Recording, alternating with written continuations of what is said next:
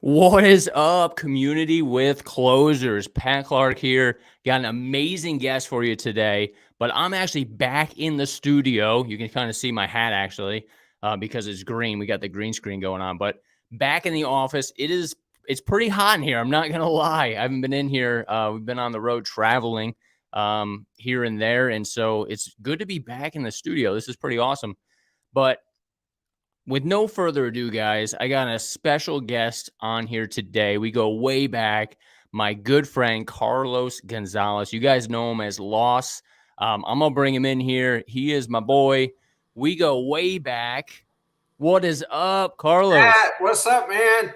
Not much, man. It is good to have you on Community with Closers. It's certainly it's been a long time. I was thinking earlier today.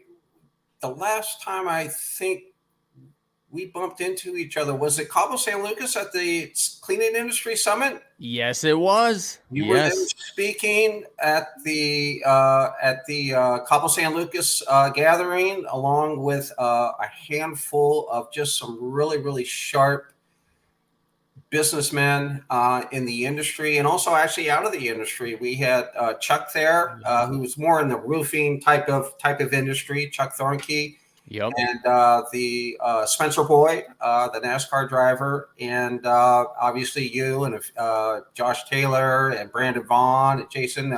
Everybody was there. That kind of seems so long ago, huh? I know it does, but it doesn't at the same time. Like, I'm actually missing it. I'm like, man, Cabos was so I, much fun.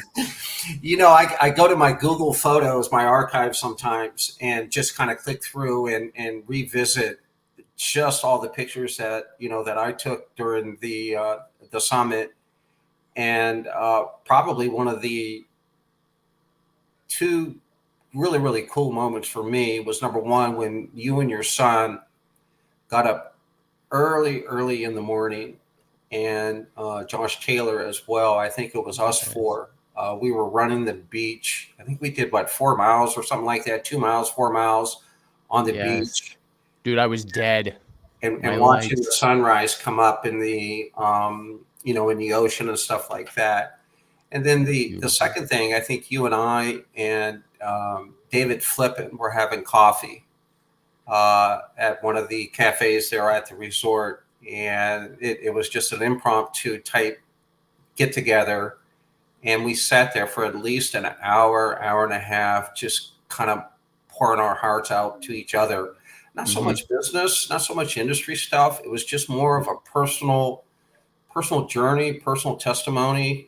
Certainly from your standpoint, your Hmm. upbringing as a child, in your childhood and stuff like that. And David shared some really some great stuff as well. Yep. And I think we went through like maybe 3 or 4 cups of coffee, and you actually had to get up and say, "Hey, my wife is going to kill me." I was only supposed to come up and grab some coffee and go back down to the room and stuff. Yep. I still had to bring breakfast back. Right, exactly. So Yeah. it's great to be here. Thanks so much. Happy New Year to you, Yes. to your family. We need to get together more often. For sure. No, you as well. I mean, but that's what it's about, right? Those events, those conversations. Like I feel like it was yesterday, and that's where you meet and you connect on a different level, and you get the backstory, and you feel that real, where their heart is, and that's where events go, come from, and you get there, you learn a lot, and I think when you did that event, I was the first time I've been to that event, and it was outstanding. I mean, all the speakers, the environment, right? It like brings out more, I think, than a traditional event, right? Like your family's there and everything. Right, exactly, and it's structured like that. As when you're on the speaking circuit, obviously throughout the United States, and it's from airport terminal to airport terminal, Yep. and you speak, and you maybe have an hour or two of free time, and there's so many people that want to talk with you, or there's so many people that you want to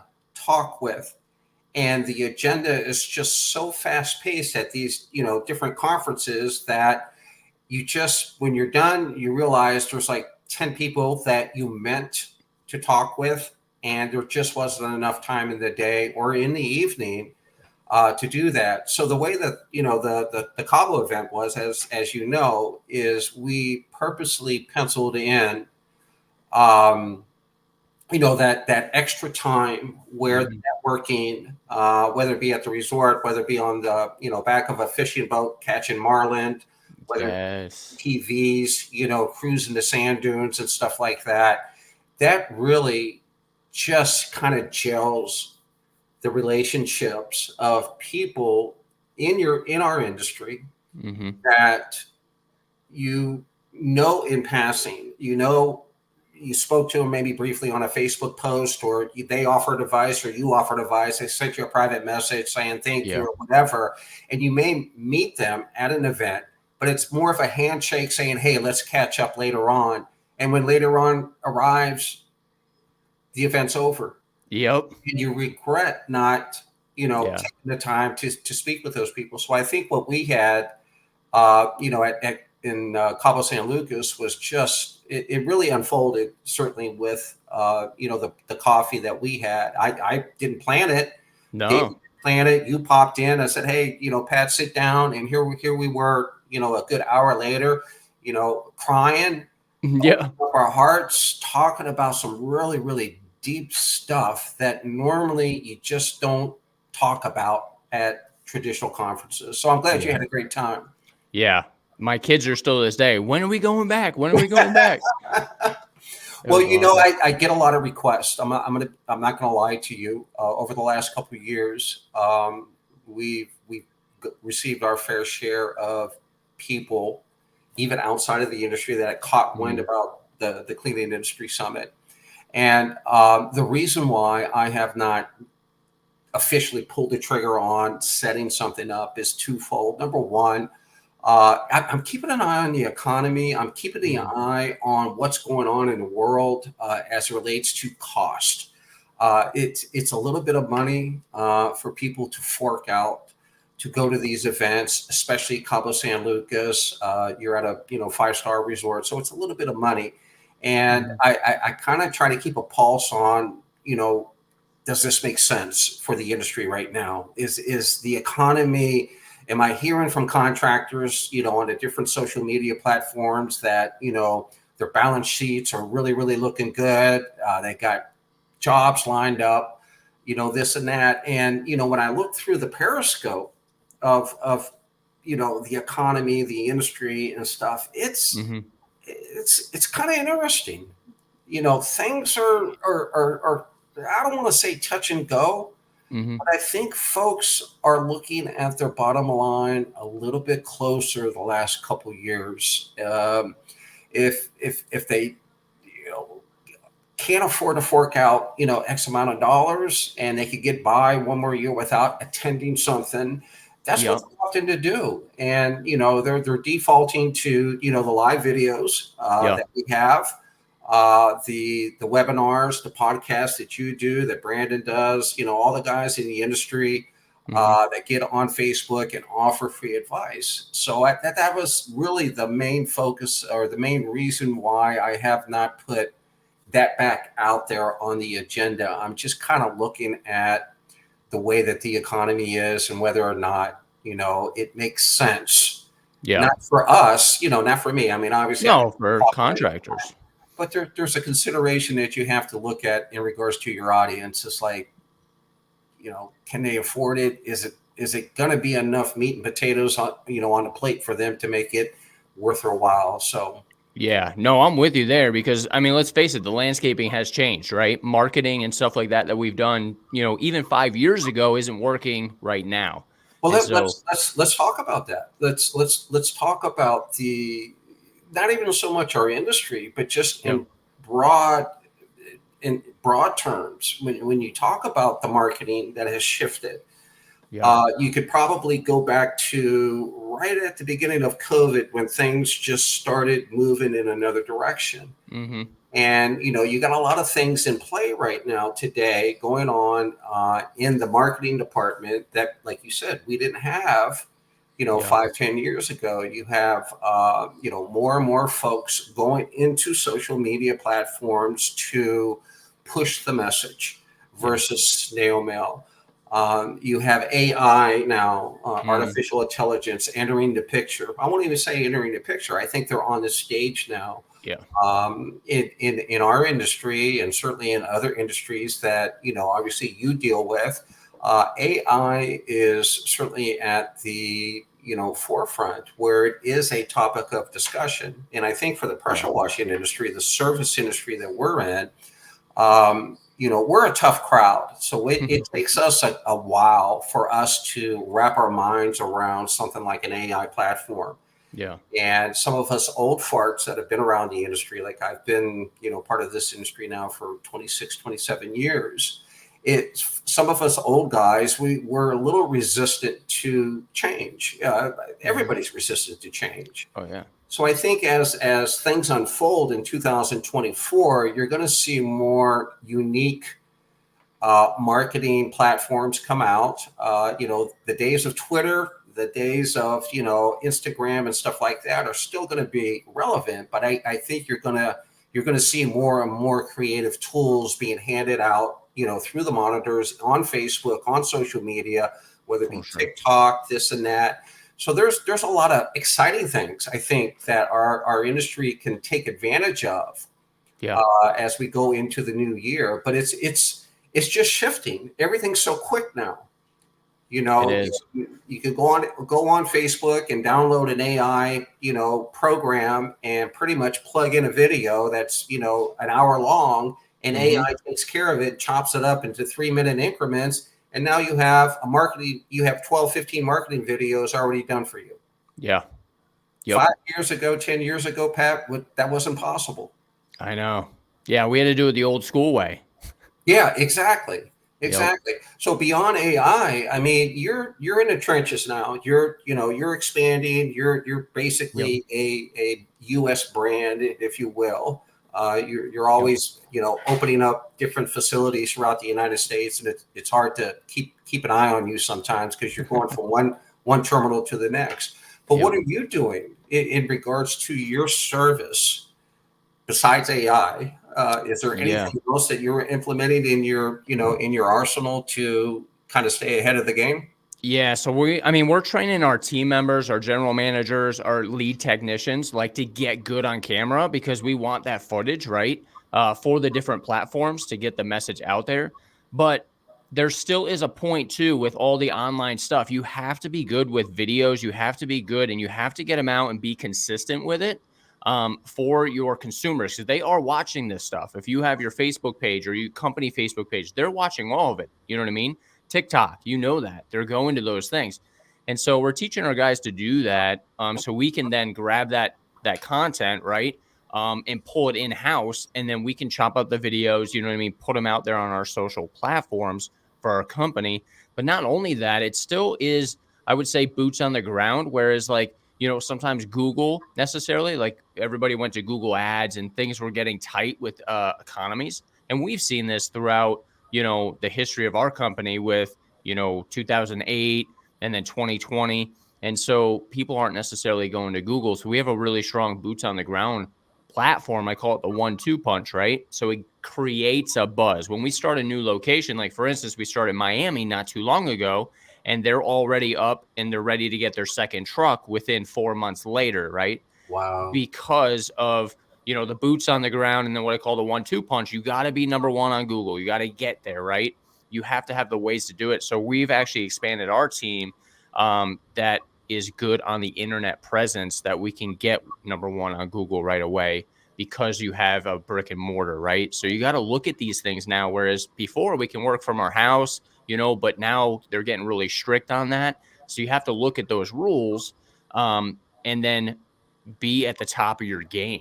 You know what I mean? And it's not easy, don't get me wrong, especially if you're a one truck location, but you have to have the plan in place and just keep chipping away at it slowly but surely to get that. Right. And you brought up a good point there about, diversifying your marketing program, Mhm. even though with the influx of all this snazzy stuff, all the new things. And again, we're going to pick on artificial intelligence because that seems to be in the forefront of at least every platform that I'm involved with on a daily basis. Is that some guys or some business owners kind of have this perception, if you will, that they go all in on one idea. And that is just really spinning your wheels. You grab the fruit from multiple trees, whether it be AI, whether it be boots on the ground, whether it be a cold call, whether it be an email blast, whether it be a Facebook advertising or being part of your Facebook local community. And what you do is you pound away, you plug away and sprinkle all these attributes, all these assets that are at really literally at your fingertips, and it really rounds out your marketing program. But again, I'm going to go back to what I just said, is that, you know, sometimes we're all human. We get this tunnel vision that AI is the way to go, and we kind of set aside or put the guardrails up that we don't let anything else in our lane except AI. And that's not the case. So it's you really have to think through your marketing agenda, your marketing goals, and the tools that you're going to use in 2024 and beyond to really create that belly dance routine, as I call it when I do my trainings. You create a belly dance routine for the customer that they have no choice but to say, hey, let's talk.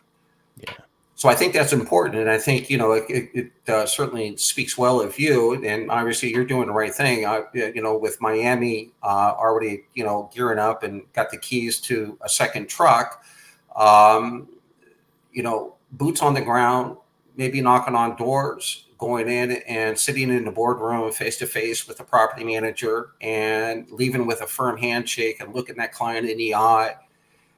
AI can't replace that. And I think, you know, again, humans, we connect with that.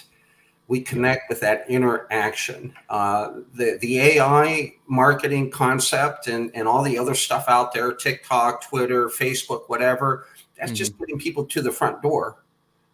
Once they're through the door, then they have to see Pat Clark. They have to see, you know, who you are as a human. And, you know, so I think that's really a very important point for those that are looking for that, you know, marketing edge, if you will, or advantage, is that don't discard the things that worked for you 10 years ago.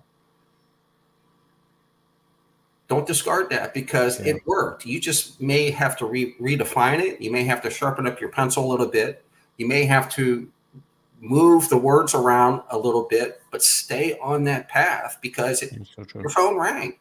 Whether you're in residential or commercial, you moved contracts, you moved water, you moved accounts.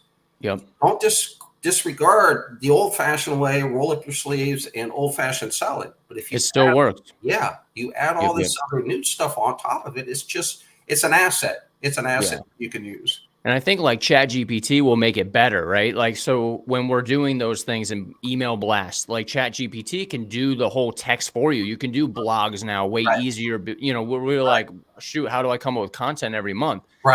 That's where that will come in. And I think efficiency really plays a very, very important role with the AI platform. Is, you know, as you said, you can plug in, you know, a chat GPT will create a email campaign for you in, you know, 60 seconds or less.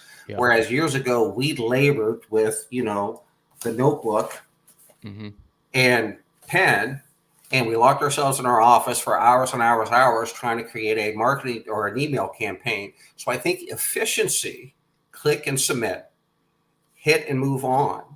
AI is going to take care of that for you, and it's going to free up your time as, you know, the business owner or as, you know, the team leader, where you can focus on other parts of your business, your systems, if you will, because, you know, obviously marketing is part of your systems. You can divert your attention to other pressing needs, training, you know, other things, sales, recruiting, infrastructure, maintenance, new equipment. So there's a whole laundry list of things to do that, you know, obviously AI will hopefully free you up. But I think efficiency is going to govern the companies that are efficient in 2024 in the service industry. Companies that are clicking and submitting with the right message, with the right marketing program, their phones are going to ring. And I think, again, a lot of, with the pressure washing industry, what we have seen, and this is kind of echoed through the halls of all the different groups over the years, is that, we've had an influx of new folks Mm-hmm. jump into the game of pressure washing. That's undisputed.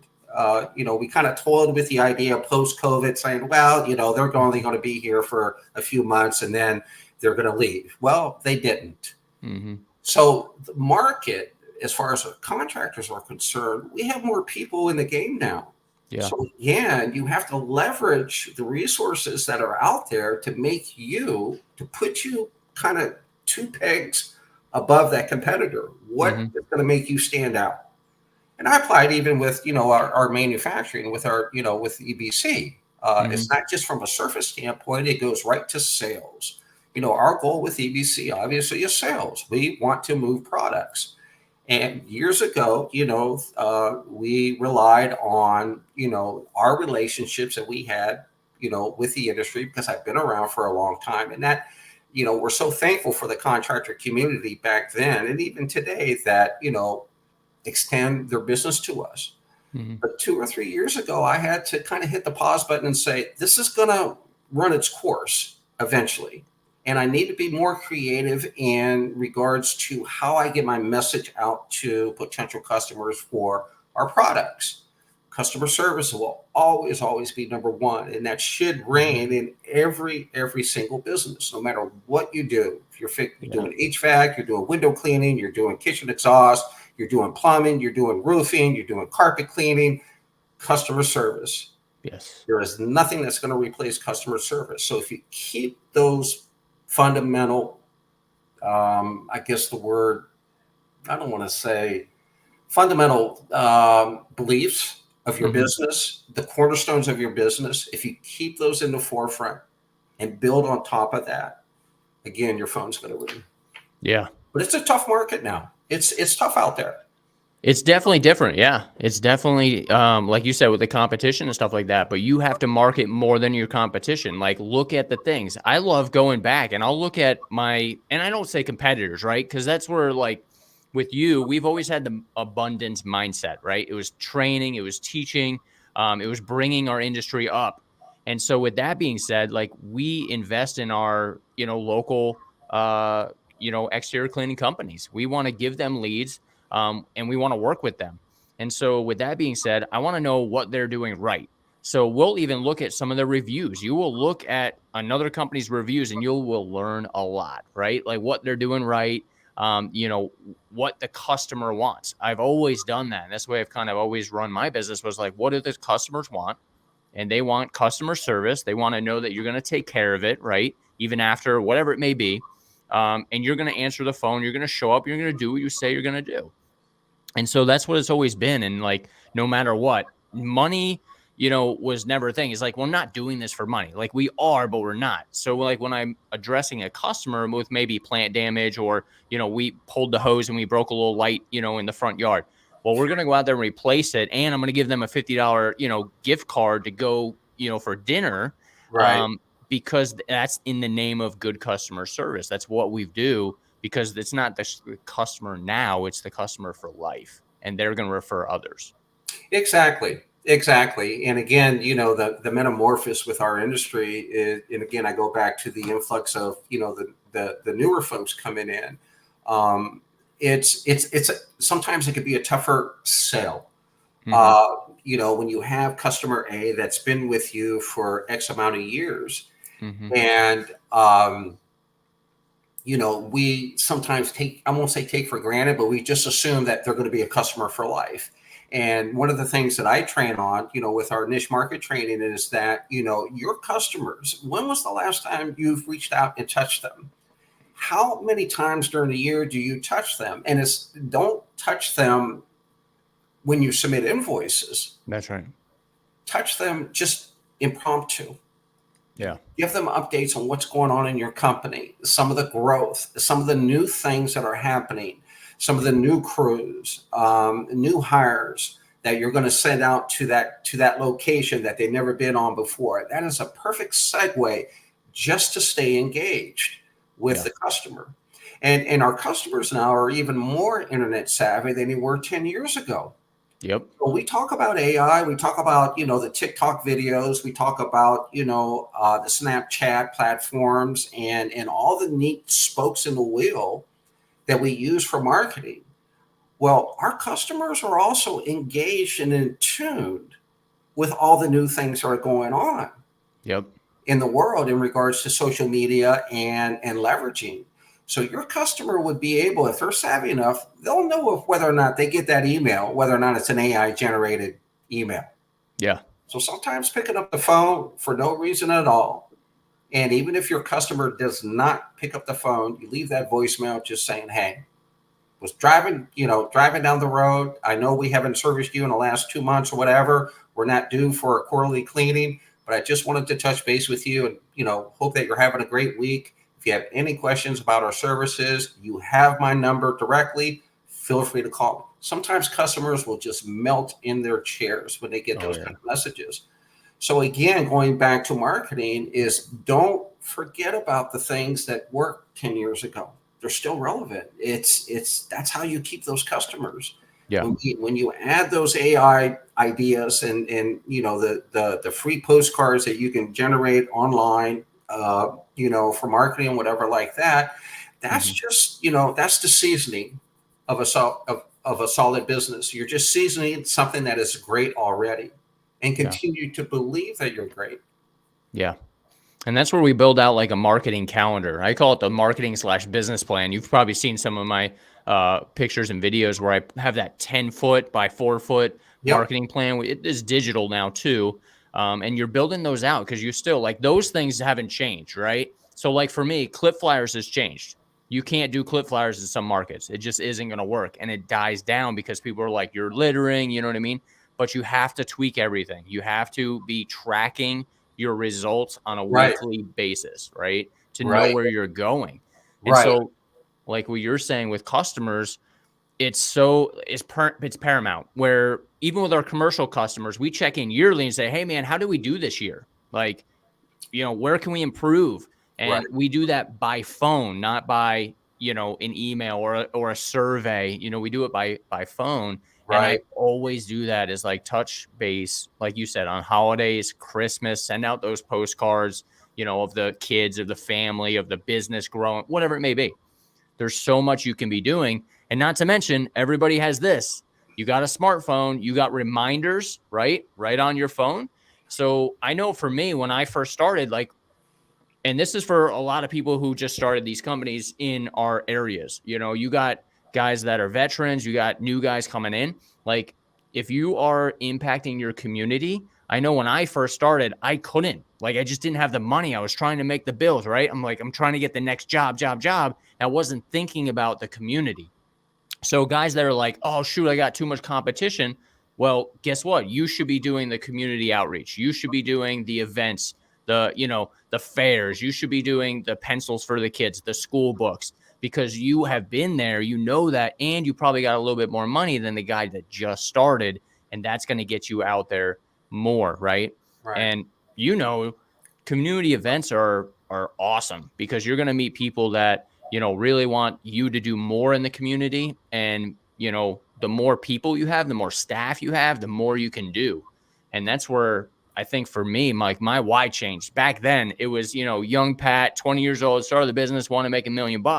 Right. No, it's not that now, right? Like you do that and you're like, oh shoot, that's not really that big of a deal. But no, it's not. And not to interrupt you, but I think the flex today, and it has been at least for me personally, the flex is not so much the balance sheet and the profit and loss statement. So obviously, again, I'm echoing what you just said. Yeah, we got to make money. We got to make money to pay bills, and the scale up is always, as an entrepreneur, that is something that we always keep an eye on. That's the pulse of what am I doing wrong? Or God, things are going really great. I didn't, never thought that this would happen in my lifetime. Here I am. I'm able to travel the world, do this, yada, yada, yada. But I think the flex today, at least for me personally, is not so much driven about, again, monthly statements. It's more of the ability to do what I want on my terms and it has nothing to do with what's in my bank account. Yes. You could be the richest person out there in the world, and it has very little to do about what's in your account. It's more of a mindset, Yeah. and know your direction and know who you are as not only a business person, but you as a human being. And we gloss over that aspect of an entrepreneur, and we jump right into our inner circles with all these grand ideas. And sometimes we don't even know who we are. Yeah. And we're being pulled left and right from our folks in our inner circle where we thought they were going to solve our problems, because that's the thing now. Get into an inner circle, find your inner circle, and they'll fix everything. Well, how can they fix everything when you don't even know who you are? Yeah. And that's a tough lesson that a lot of people fail to recognize. When we wake up every morning, do we really know who we are? Yeah. And are we confident in our abilities to say, you know what, I'm not strong in this suit. I'm not strong in this area of my business. I need help. Yeah. Or I'm strong here, but I lack this. And if we're able to dissect ourselves and understand our limitations and our strengths, when we do jump in that inner circle and we start asking people to be part of our inner circle, man, that is just the ultimate run right there. You've got a group of entrepreneurs with the right mindset, with the right ideas, with the same visions and same goals. It's not even about the balance sheet anymore. It's millions in the account, and it's like, yeah, it is what it is. I'm just, I'm in my flip flops on a beach somewhere, closing deals, via text, and my staff will Yep. take care of it. Mhm. That's the flex. At least for me, it is. Yeah. No, and then that's the energy, right? Like when you have that and you know what's going on, you ask the right questions and you're in that inner circle and you start pulling more people in. And then that's that energy that brings with it. And it's an unstoppable force. It really is. And then you can go and do more things. And I think that's the way I explained it on one of my other, podcasts was it's like ladders. Like the way I envision it, it was really weird, but was like, you're going up this ladder. You only have one ladder. You get above the clouds, and then you meet somebody. Then you got two ladders, right? And then you go above that cloud, and there's three ladders. You know what I mean? And you're just slowly but surely building these relationships, and you're also growing yourself, because when you grow yourself, then your business changes, then your family changes. All that. Well, that the dynamics change all the Yep. time. And I read something from David Carroll from Dope Marketing on Facebook. I think it was yesterday morning, and it really resounded to me a little bit. And I'm paraphrasing here. I didn't quite get the quote. It certainly came from him, but it had something to do with long-term vision, and that your long-term vision should really be chopped up into 30-day increments. When we do our business plans, and I know we're running out of time here, Pat, but when we do business plans, we kind of park, a year, 3-year, 5-year type picture, cookie Yes. cutter type of, this is how it's going to be. This is what I got to follow. And back in the 70s, back in the 80s, that may have been the case. But the dynamics and the landscape is so changing daily. We have to revisit everything about our business like every 30 days. You have to move with the shifts out there. You have to adjust when the path hangs a hard right and you were under the impression that it was supposed to make a hard left. And as a leader, as a business owner, you have staff, you have people that are counting on you to make those right decisions. Now, even from a personal standpoint, there's things that happen in people's lives personally that just totally hit us out of the blue. Yeah. And as a business owner, that affects you. You know my story. You know what the situation that is going on with me personally with my daughter. Being missing now close to this is our third Christmas without Madison. Man. And when that happened, it changed things for me. The carpet underneath my feet was literally yanked out from under me, and overnight. And so we have to be able to adjust to that on the fly, because our operation tempo and every business operation tempo is moving like this, and it's not stopping.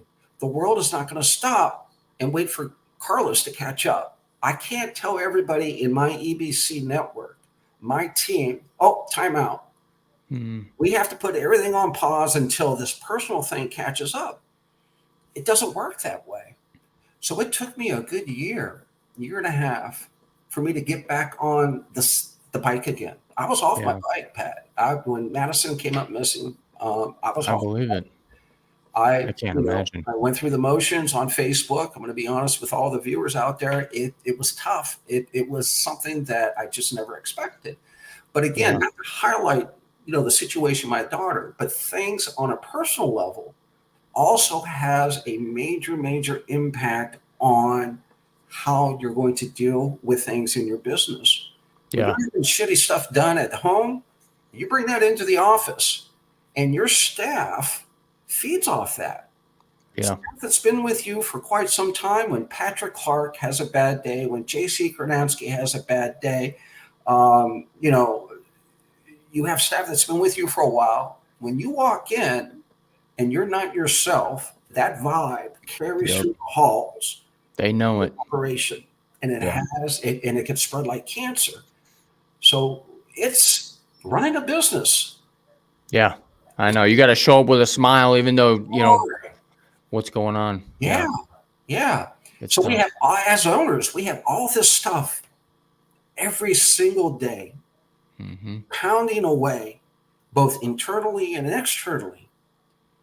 And sometimes it's when you log off and you log off the computer and you put your phone on mute and you kiss your wife goodnight or you kiss your husband goodnight and you go to bed and you just I made it through another day, and that's all that counts. Yeah. What about tomorrow? As long as you made it through the day, you made the best decisions, maybe not the right decisions, but the best decisions. Yeah. For your team. Nobody can discredit you. You're a winner. I agree. Yeah. I agree. It's tough. Somebody asked me the other day, they're like, do you have a lot of stress? I was like, I don't even think I know what stress is. My life is stress. You know what I mean? I'm like, you get this tolerance. Like, I don't know. You slay the dragons every day. Right. And you build this up. And most people can't do what we do. Oh, it takes a special, it's just, I call it when I do my trainings and stuff like that, I talk about DNA now, the entrepreneur DNA. And it just takes a very, very unique individual and a certain amount of parameters and balance to even get through the front door. So when, we visit Facebook all the time, obviously the different social media, the industry related groups that, we're part of, and it goes beyond even pressure washing. I find it fascinating when, I read some of the comments out there of, people that are just not feeling that they're not, achieving success. And instead of focusing on what you haven't accomplished, maybe you should hit the pause button and reflect on how far you have come and how many trials and tribulations that you have overcome. The contracts are always going to be there. Yeah. We get fixated on, I got to win this bid. I got to bid at a certain level. I'm going to run to Facebook. How much should I charge? We get 20 different answers from people we've never met before in our lives. We kind of hold our breath and grab the best estimate, from that one user. We put it in a contract. We send it up, we submit it, and we didn't get the bid. And we feel bad about it. And it's not about that. There's always going to be contracts out there. Yeah. It's more of, making it through the day with the mindset that, I may not have my best quarter this past quarter, but better days are in front of us. And I think that about our industry. Our industry has certainly gone through its ups and downs over the last 25 years that I've been, really active and involved in it. And, what's so funny is that every year the industry just seems to make it. We always kind of shake off the dust and, and move on into the next year. And I implore all the contractors out there that are kind of scratching their head trying to figure out what 2024 is going to look like. Well, you create that landscape, you create that setting. You Don't hit on the head. yeah, don't sink your teeth into, Hackman 99 from wherever that Yeah. he's saying he's having a bad day. That doesn't paint the industry. I know contractors out now, right now, today, January 2024, are just killing it. Yep. They haven't stopped. Yep. They haven't stopped. You're a perfect example. I mean, your crews are working, right? Yep. That's right. Yep. And you gotta just keep pushing forward, because society is like, you gotta keep going, you gotta hustle, you gotta do this. But the reality is you gotta slow down too, or else you're gonna get burnout. And Yeah. I've learned that from doing this for 18 years.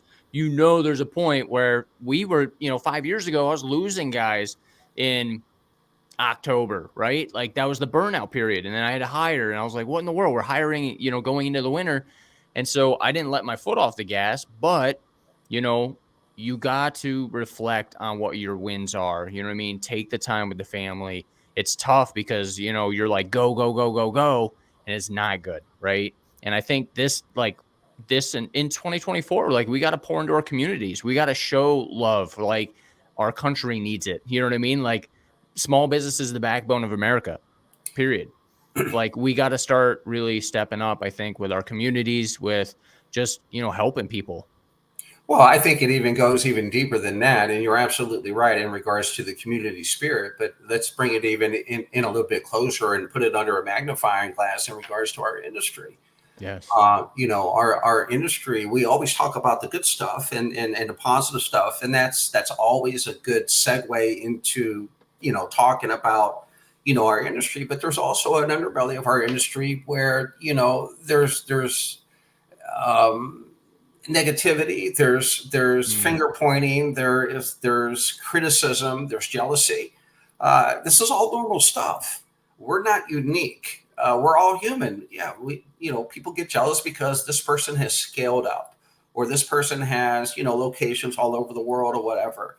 And that's par for the course. It's always going to be there. Trust me. I've seen this before, and I'll see it again. In our industry, that it's just how things are. But if you focus on what matters, you focus on your business, you focus on the moves that you're making in stealth mode, in silence. The other stuff just really is chatter. It's a highlight reel. Yeah. Yep. I don't know. Call me crazy, but that's kind of the perception or lens that I look through, and it's done me well. Certainly through some of the most recent stuff that we've been dealing with on a personal level. I wake up every day just thinking, okay, today's going to be a great day. That's the first thing out of my mouth, and I love this industry very much. It's been very, very good to me, and we all have our ups and downs. I have bad days. Yep. You have bad days, Pat. That's it, man. We're human. It's just how it is. That's so right. Let me ask you a question. So when we talk about the industry, what do you see in 2024 as far as the pressure washers specifically? And I don't want to say the economy, because the economy is kind of unpredictable and stuff like that. Yeah. But you've been around, for 18 years and stuff like that. Are you optimistic about what you're hearing out there? Yeah, no, I'm definitely optimistic. I mean, I definitely think that people from 2021, like, we had that Google thing, and people would start a business, they would get into Google.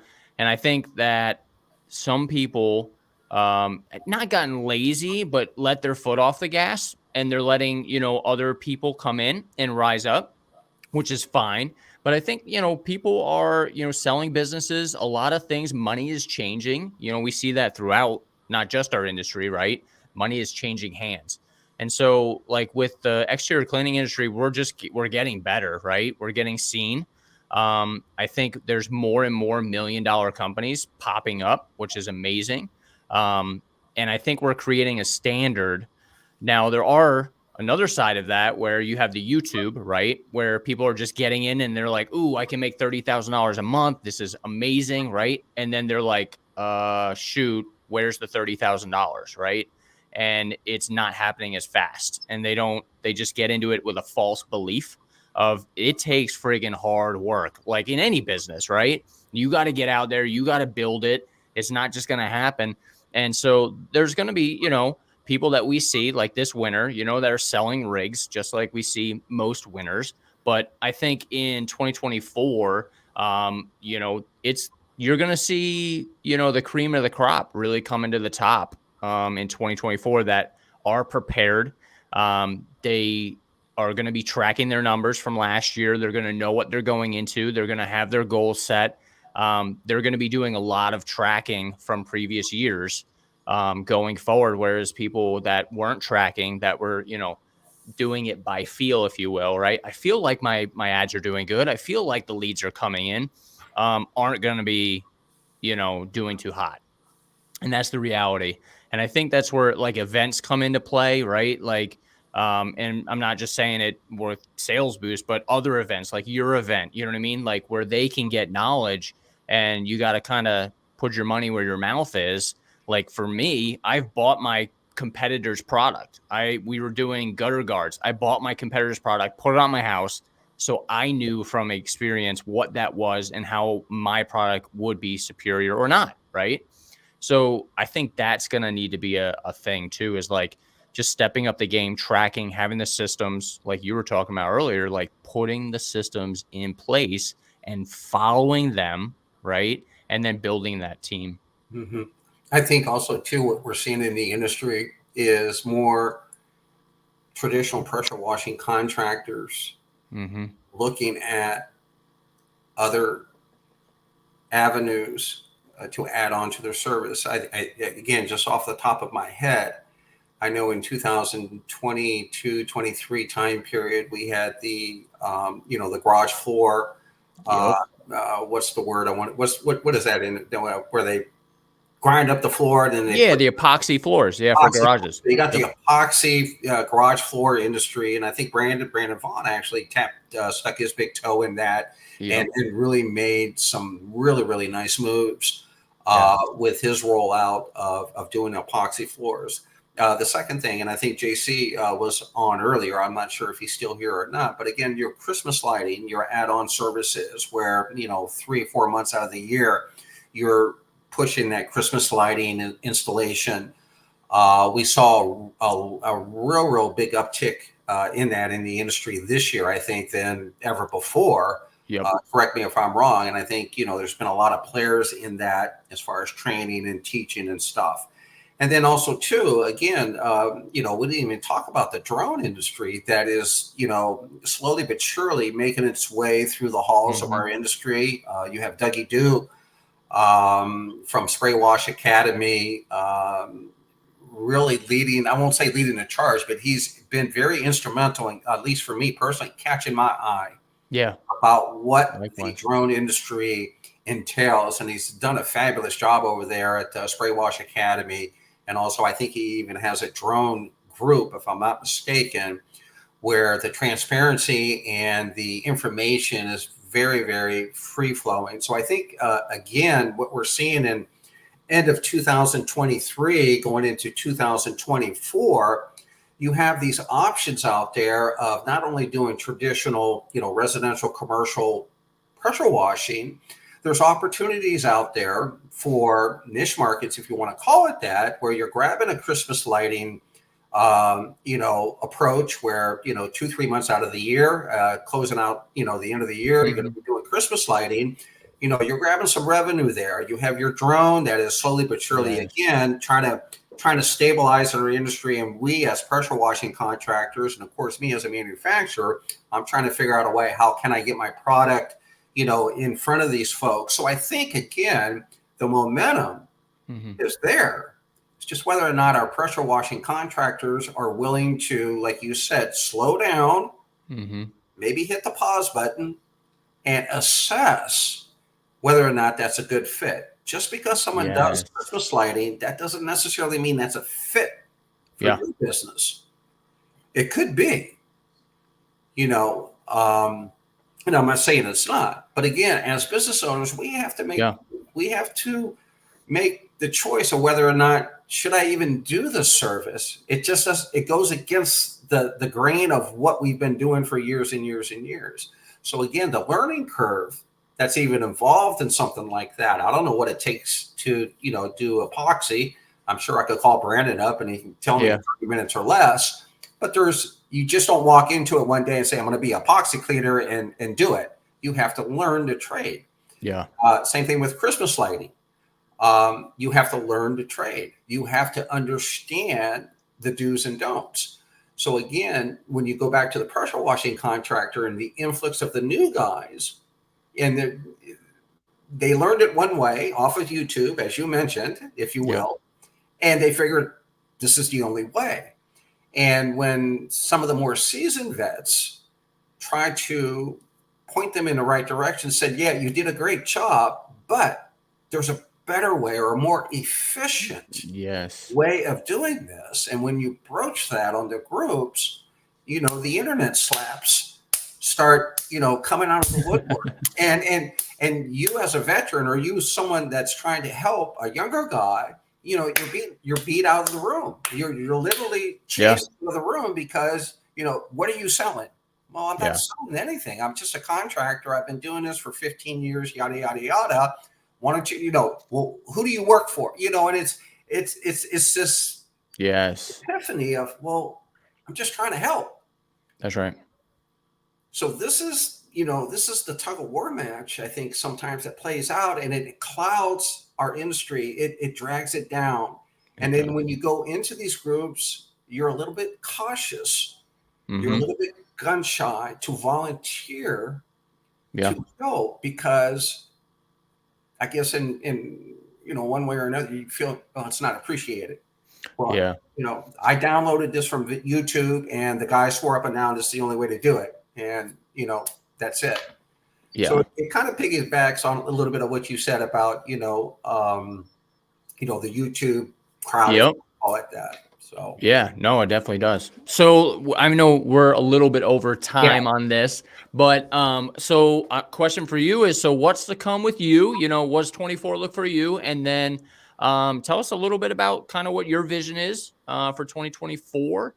And then I'll ask you to leave us with a little nugget for our viewers. Well, we're happy. We're thankful. We just recently, I think in 2023, we rolled out Ireland. We actually have a blended facility there now, and also distributors, a main distributor that's carrying our product. And it's really been more so under the radar. And what we're doing is we're actually testing different markets versus the vertical pressure washing market. And we're using Ireland as our guinea pig. And, our product, I'm happy to say that it's landed in hardware stores over there. It's landed in police brigades, fire brigades, school districts. And the reception has been very, very favorable. So, and this is a deal that actually I've been working on since probably 2021, when the folks in Ireland reached out to us. And it was just a very slow crawl up to the point in 2023 when we launched it. And so that's been taking up a lot of my time, making sure that, what we do over there, if that model continues to scale the way it's been scaling, we're looking at probably grabbing that concept and maybe filtering it in or sprinkle it in through our different international divisions that we have, such as Australia, Mexico, possibly Canada. So that's been one component in regards to our international presence. The other thing that we've been doing is we here in the U.S., our focus is going to shift a little bit in regards to EBC for supporting or supporting more of our existing distributions. distributors that we have in the U.S. I think right now we're at 390, I think, distributors in the U.S. that carry our product, and this includes our Sherwin-Williams account as well.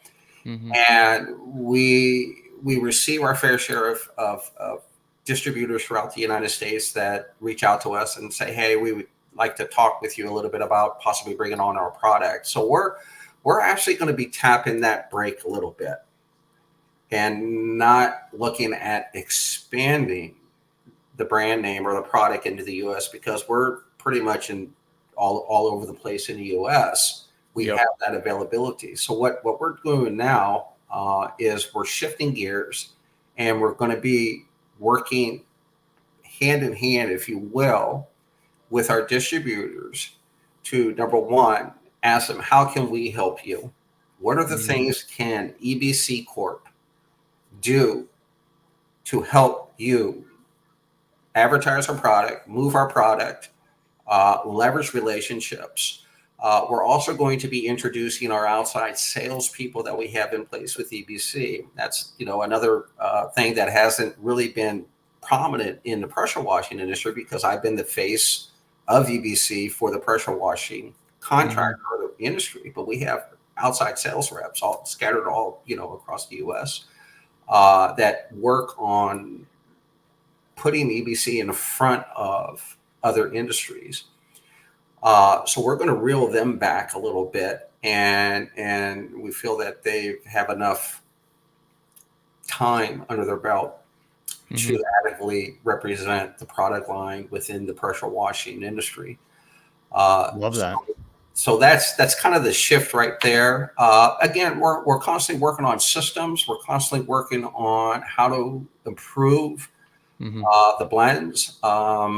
We have a great blending facility here in the United States. I'm in communication with them at least twice a week, just talking about ideas, talking about strategies. Like, for example, our EBC Glide. I want to improve that blend. I want to improve that formula. We want to make sure that it's dummy proof, for lack of a better term. So that on the EB side is underway, or will be underway in 2024, slowly but surely. On a personal level, I'm chasing guys like you, Pat. I feed off of your enthusiasm. Folks like JC, Brandon, Josh Taylor. There's just little nuggets that I grab. You ask me about leaving a nugget. It's there's little things that I grab from each individual. It's like oh gosh, I'm drawing a blank with the guy's name. He's a bigwig. Oh shoot, I forget his name now. Actually, it should be on the top of my tongue. Anyway, so it's like these, Fortune 500 companies that get on social media, and they'll do a 30-second video on TikTok or whatever like that. And Gary Vaynerchuk. That's Gary V. Again, I listen to him. He may take up 5 minutes of my time, and there may be only two things that he says that I take away from it and say, wow, that's useful. I needed that. Yes. The other 4 minutes is like, it's just clutter for me. So it's more of a operation tempo on how I operate. It's hit it and grab it and run. Yep. Let's shake hands. Let's hug. I'll see you later, Pat. But what you just told me, it was valuable. I love you, brother, but I got to run. Yep. So I'm trying to slow down a little bit. On a personal level, again, my health, I'm really into that running thing. So I'm actually just kind of being tight-lipped about some plans that I have in 2024 in regards to improving my health even better. Nice. Travel. I do plan on getting out there and getting on a plane and disappearing for a couple weeks, if you will, without notice, and just doing my thing. So I love that. Yeah. It's so important. So important. Yeah. So good. As far as a nugget, I think this whole podcast, if you want to call it that, I don't know if you actually call the Community with Closers an actual pod. Yeah. But I think it was sprinkled with a lot of nuggets. For the contractor is, we use the word hang on, hang in there. and I don't use it lightly. I truly mean it. Yeah. For the newer guys, this is really a very, very giving industry. It's a very profitable industry if you walk into it with the right ideas and the motivation that during the tough times you're going to see this through. And there's going to be some valleys that you go through that nobody on Facebook, that your inner circle is not going to be able to help you with. You have to tighten up your belt, put your big boy pants on, and hit it head on. And at first, you're gonna come across a lot of ups and downs, both from a business standpoint and maybe even on a personal standpoint. Stay the course. Yes. Stay the course. This is, again, a good industry to be in. There's a lot of question marks out there in our industry about direction and leadership and this and that. Your leaders are in the groups. Yeah. They may not be the $1 million company. They may not be that $5 billion company. You may have someone that is so sharp that is maybe only doing $300,000 a year, but the guy takes his time, picks up the phone when you call, and he offers you solid advice. Those are your diamonds in the rough. Yes. Those are the guys that you really, really want to get in on your inner circle. The last thing is get to know who you are. Understand yourself, understand your limitations, understand your strengths, and utilize those. Launch those strengths to benefit your business. Take time out. I think Pat mentioned it. Slow down, find your time. Not time with family, not time with the wife, not time with the kids, but your time.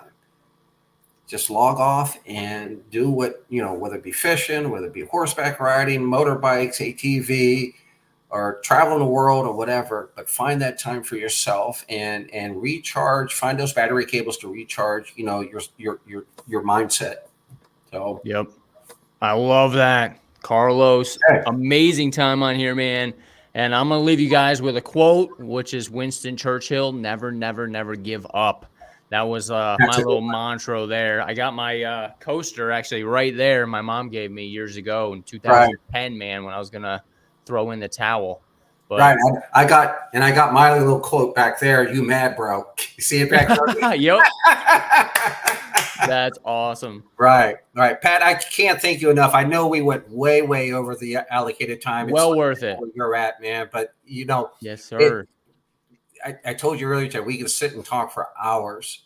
Hours of just things. And, there's a lot of people that, we could include on this discussion, and it would just be so pumped with energy that, I look forward to stuff like this. So I appreciate you, allowing me a platform to kind of talk and more talk.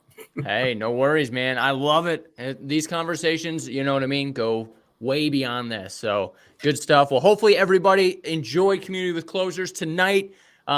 And look, take these nuggets. That doesn't mean anything if you don't execute what you heard. So if everything, 40 minutes of it was not good, but, the other half was good, execute on it. And let's make 2024 the best year yet. Thanks for showing up. Thank you, Carlos. Everybody, have an amazing night. We will see you next Wednesday at 8:30 Eastern Standard Time. Cool. Thank you, Pat. Talk to you soon. Yes, sir. All right. Bye.